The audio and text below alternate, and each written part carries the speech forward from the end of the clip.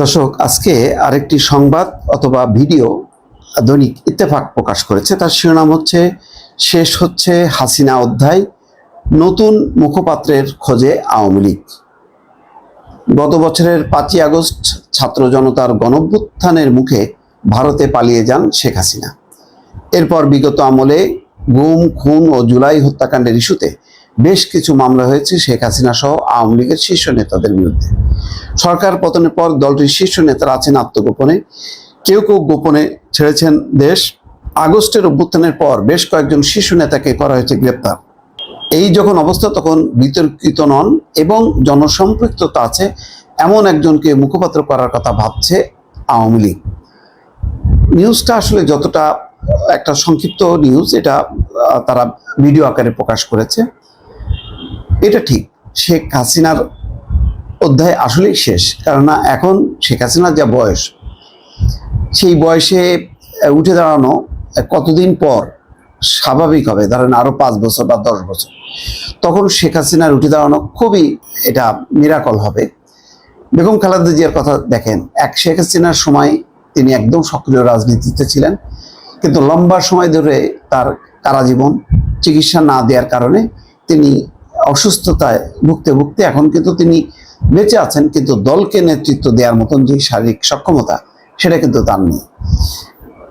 বেগম খালেদা জিয়াকে লন্ডনে চিকিৎসা করার পরও চিকিৎসকরা তার লিভার বা কিডনি প্রতিস্থাপন করতে সাহস পাননি, কেননা এই বয়স তার ওই প্রতিস্থাপন করার মতন ঝুঁকি নেওয়ার মতো না, বা সেটা অ্যাবজর্ব করার মতন ক্ষমতা নেই। এটা স্বাভাবিক। তো শেখ হাসিনা খালেদা জিয়ার 1 বছর 2 বছর ছোট হবে, কাছাকাছি বয়সের। তো আরো 5-7 বছর যখন কি যোগ হবে ওনার, তখন কি দাঁড়াবে? এটা মনে করার কোনো কারণ নেই যে খুব 1 বছর 2 বছর 3 বছরের মধ্যে বর্তমান রাজনৈতিক পরিস্থিতির পরিবর্তন হবে, সাথে 5-7 বছর। আর সবচেয়ে বড় কথা হলো, স্বাভাবিক যদি নির্বাচন প্রক্রিয়া থাকতো, যেটা 2008 পর্যন্ত, কিন্তু তারপরে তো থমকে গেল। এটা যদি চলতে থাকতো তত্ত্বাবধায়ক সরকারের অধীনে, যেভাবেই হোক না কেন, এক ধরনের তো নির্বাচনী ব্যবস্থা টিকে ছিল, যেখানে যখন নির্বাচন হবে তখন দলীয় সরকার ক্ষমতায় থাকবে না, তখন একটা আশা করা যেত। এখন কিভাবে আশা করে শেখ হাসিনা? বিশেষ করে তার হাতে যারা নির্যাতিত হয়েছে, তাদের মধ্যে যতই ঠোকাঠুকি হোক না কেন, তারা শেখ হাসিনার ব্যাপারে কিন্তু একমত যে না, আওয়ামী লীগের ব্যাপারে যখনই আসছে তখন কিন্তু সব এক হয়ে যাচ্ছে।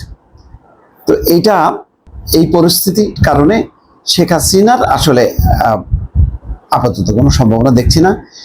যদি আবারও বলি, যদি আওয়ামী লীগ নিজের থেকে বোধোদয় হয়, তারা যদি নতুন মুখপাত্র, দল, নতুন নেতৃত্বের হাতে ছেড়ে দেয়, তাহলে হয়তো পরিস্থিতি ভালো হবে।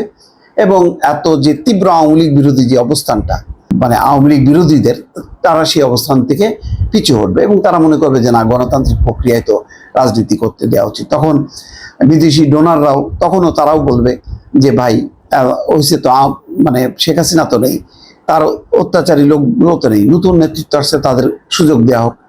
তখন কিন্তু একটা ফর্মুলা বের হবে এবং আওয়ামী লীগের একটা পুনরুজ্জীবন হওয়া এটা সম্ভব।